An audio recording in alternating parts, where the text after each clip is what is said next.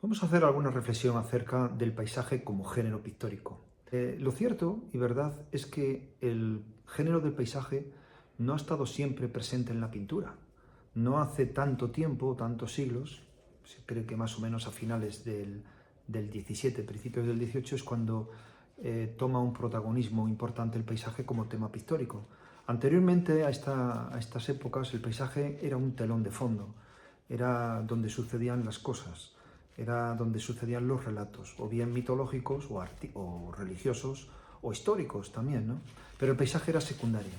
Cuando el paisaje comienza a ser un tema, un género pictórico, que se convierte en protagonista de un cuadro, no hace tanto tiempo. Bueno, en el barroco, algunos pintores como Rembrandt hicieron algunos, o también tenemos paisajes en Rubens.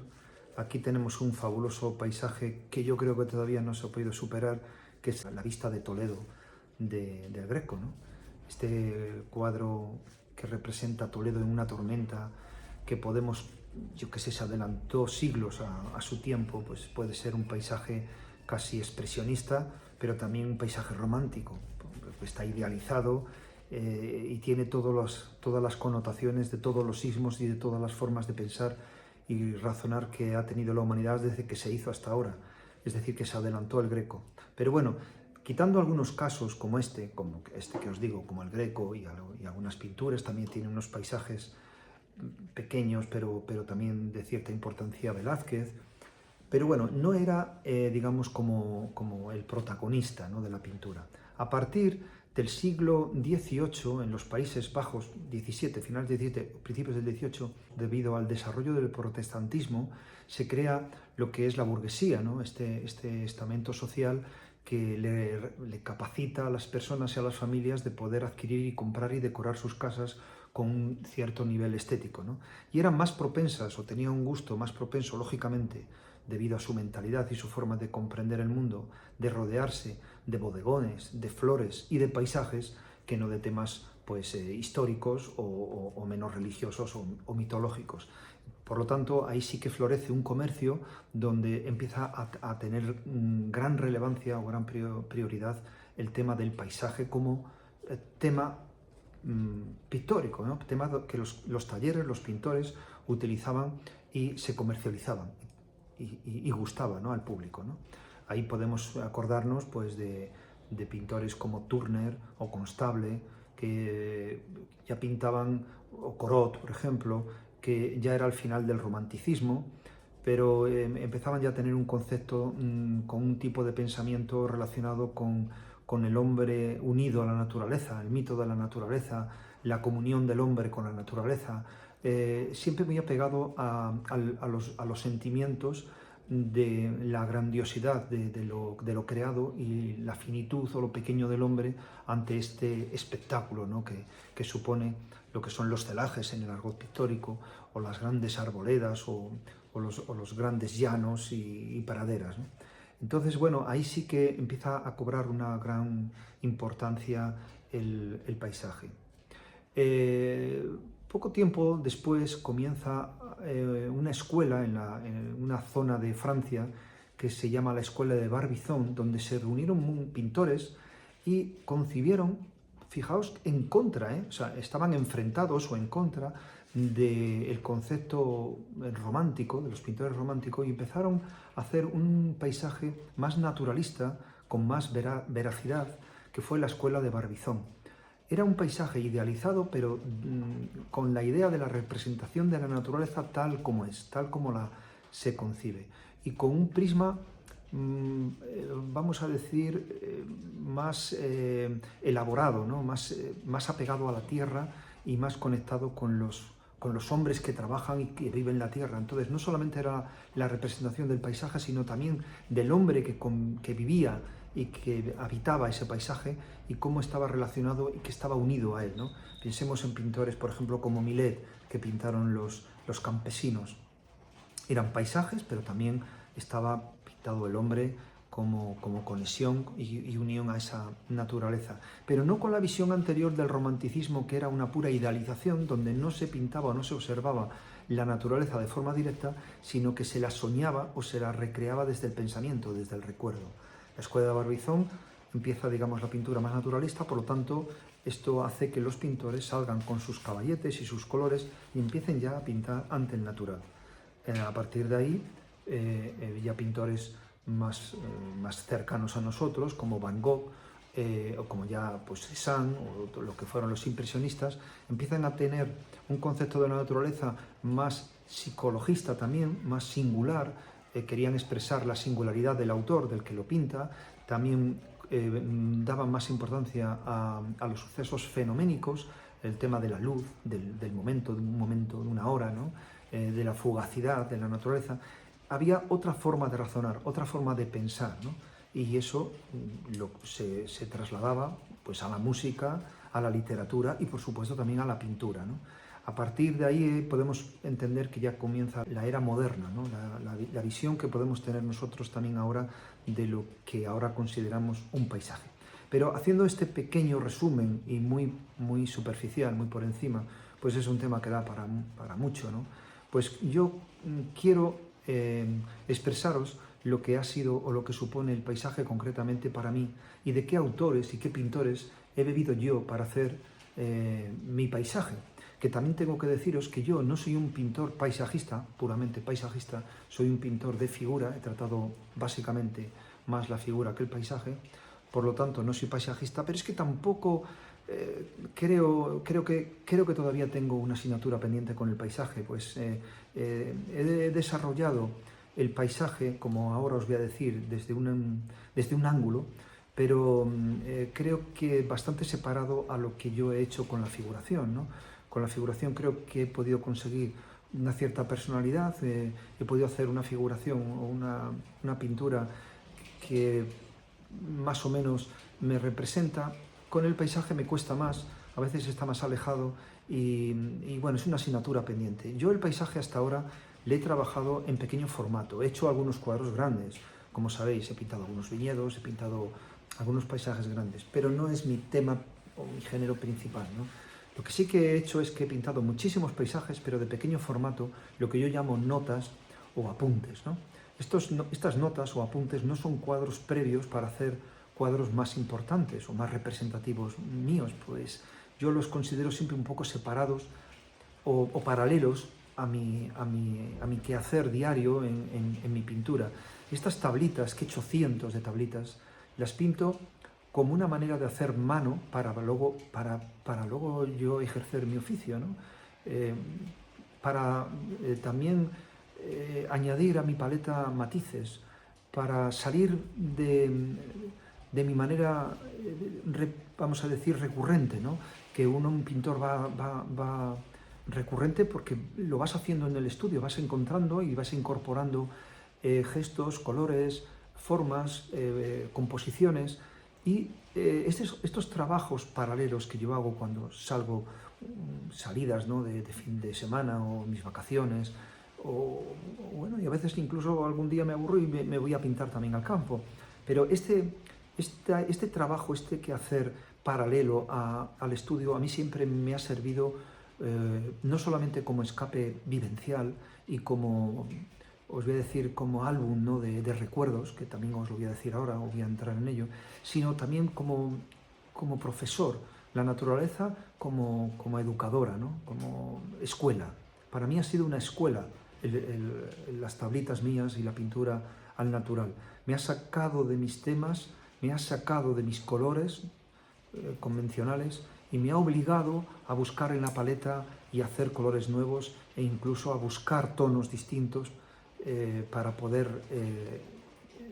trasladar lo que yo estaba viendo, lo que yo sentía en el momento a la tabla. De ahí que he pintado mucho, por ejemplo, por Asturias, pero también vi la necesidad de irme a zonas con una luz más dura, más fuerte, como puede ser Extremadura, con unos verdes más secos, o más luminosa, como es Andalucía.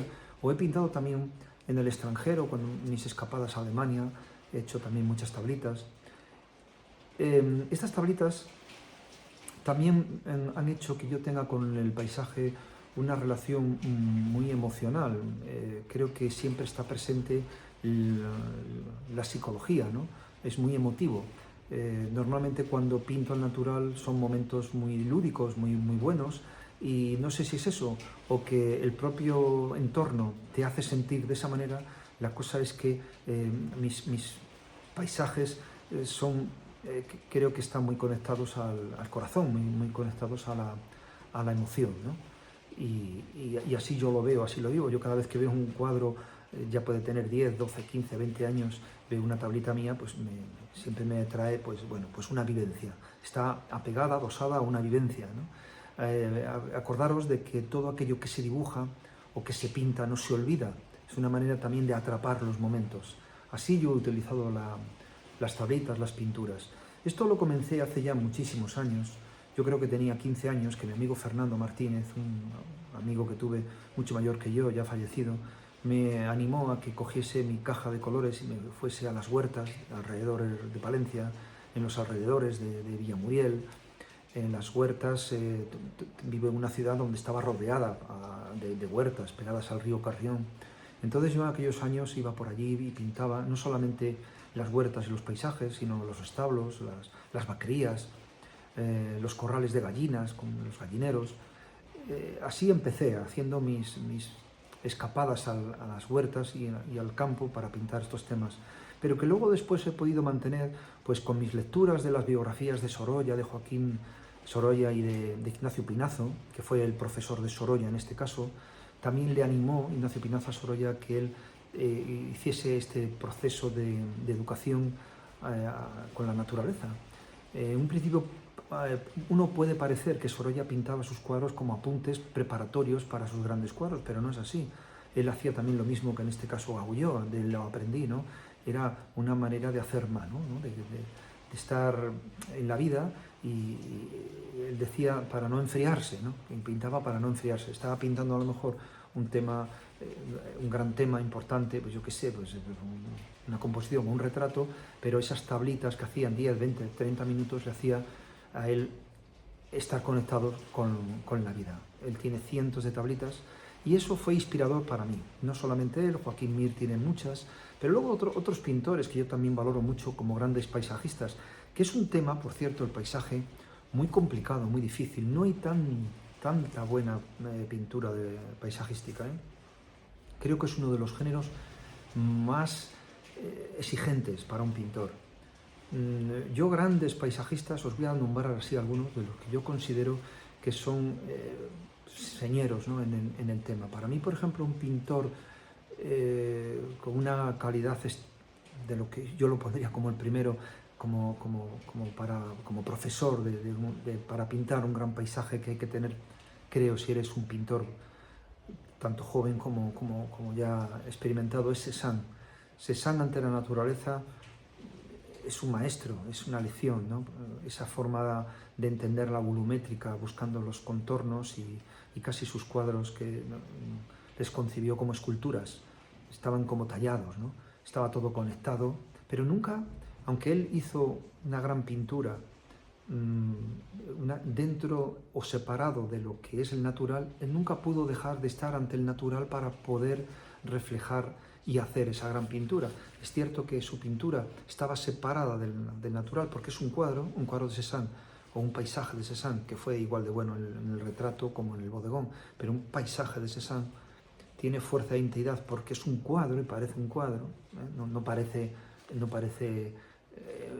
el paisaje que estaba viendo, pero también está ahí metido el retrato del autor, está Cézanne con su personalidad y también está el lugar que estaba pintando.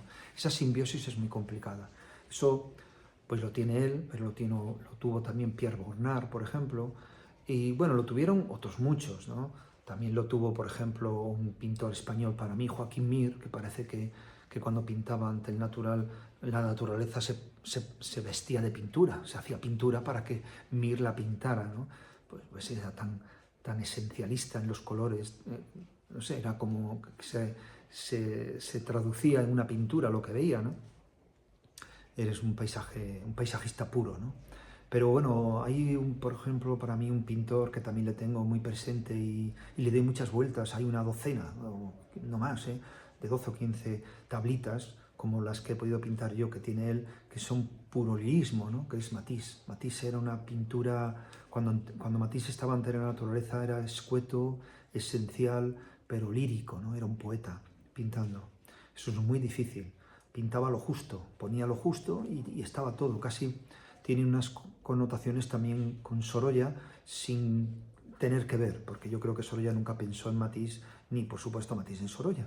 Pero sí que hay en las tablitas de uno y otro tienen un paralelo de emoción, de sentimiento, por lo menos bajo mi criterio, yo sí lo veo, ¿no? Y bueno, como os digo, esa es mi experiencia con el paisaje, vamos a decir, genérica o básica, ¿no? También es cierto, bueno, que he pintado paisajes grandes, mayores, aquí en el estudio, y ahí tengo una relación con el paisaje muy diferente. Ya lo concibo casi como si fuese un cuadro, una composición de las mías, de figura, las doy muchas vueltas. Realmente me cuesta acabar un paisaje en el estudio, me es tortuoso a veces y complicado, lo dilato a veces en el tiempo, incluso años, pues nunca acabo de verles. Ya puede ser más grande o más pequeño, pero el cuadro, el paisaje en el estudio es otra cosa. Me cuesta ver que mis personajes, para que me entendáis, vivan en mis paisajes. Eso sería lo ideal. Lo ideal sería lo mismo que si veis, yo que sé, un torero mío, una figura mía, pues es un cuadro de Álvaro Reja, pues un paisaje que sea un paisaje de Álvaro Reja. Eso es más complicado. Creo que ahí tengo más débitos y me cuesta más, ¿no? Eso no significa que algunas cosas sean bonitas o que estén bien hechas o que tengan calidad, ¿no? Creo que sí que lo tienen y algunos sí que he quedado satisfecho. Ahora os voy a colgar aquí algunos de mis últimos paisajes, pero bueno, también es cierto que tengo ese sentimiento y que es como una asignatura que tengo pendiente. Y ya os digo, para mí mi lección, no solamente pendiente, sino como estudio y como escuela, pues es la naturaleza. Muy apegada a mis emociones, pues pensar, y os digo que yo hasta los 25 años estuve con una gran conexión con la naturaleza, pues estuve trabajando desde los 17 hasta los 25 en el campo, en una empresa familiar de movimientos de tierra que yo con mi padre tuvimos y luego ahora están mis hermanos, pero es que anteriormente yo tuve una crianza también en el campo, pues estuve hasta los 6 años en una finca y bueno, pues toda mi memoria visual y toda mi memoria de la niñez está relacionada con el campo.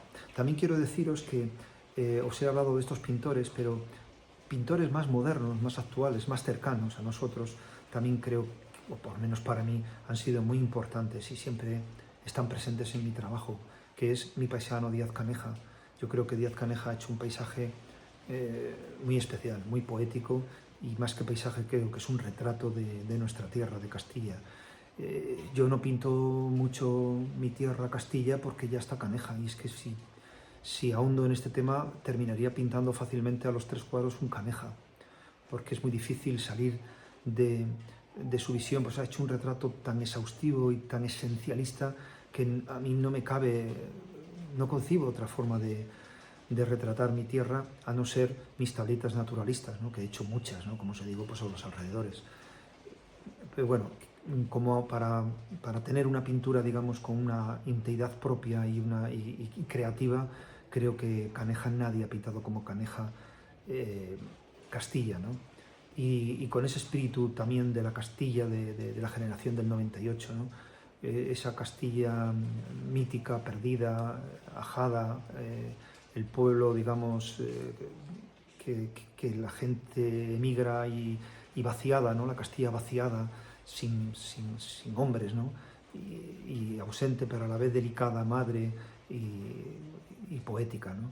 Bueno, ya algún día os sacaré algún vídeo, haremos un vídeo de Díaz Caneja, pero tampoco quiero olvidar a Benjamín Palencia, que es de la misma generación, Ortega Muñoz, un pintor que reflejó muy bien el paisaje de Extremadura, donde yo nací, un paisaje más elaborado, un paisaje que ya ha pasado el hombre, no está el hombre, no representa al hombre, pero sí que está la huella de que el hombre ha estado allí, entonces es un paisaje el de Ortega Muñoz, ordenado por el ser humano, ¿no?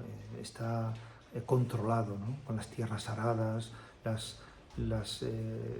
estas tapias de piedrecitas colocadas que dividen con sus puertecitas para entrada, los campos muy bien cuidados, es decir, la huella del hombre siempre está presente, pero no está el hombre, son puros paisajes de la zona de Alcántara, de mi tierra.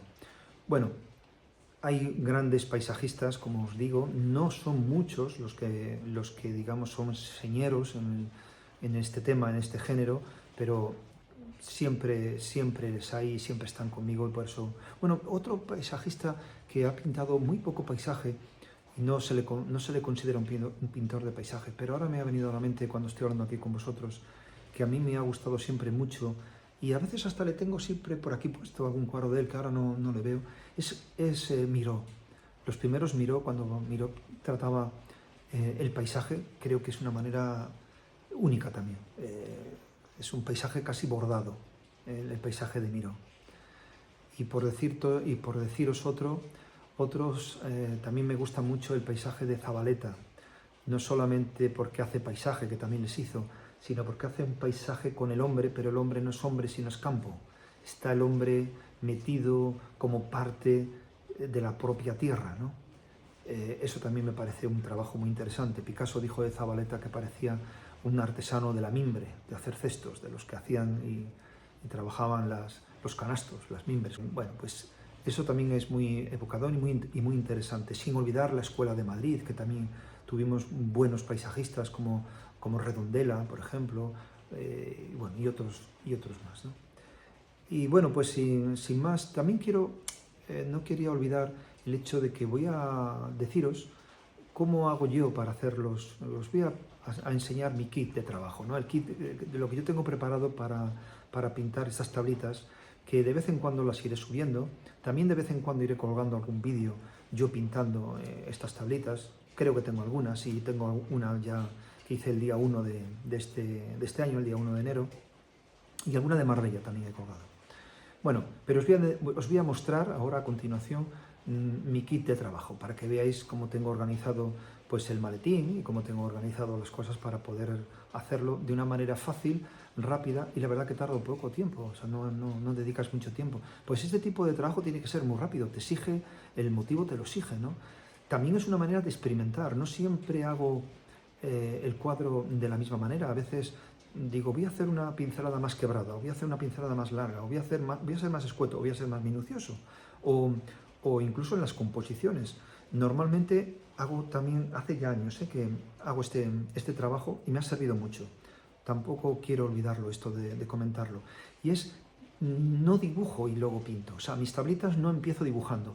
Yo me obligo a empezar pintando sobre el blanco, para que la pincelada ya vaya dibujando, o sea, con el propio color voy dibujando y voy ordenando, voy componiendo. No hago un dibujo previo, puedo hacer 2 rayas, 2 líneas, pero nada más.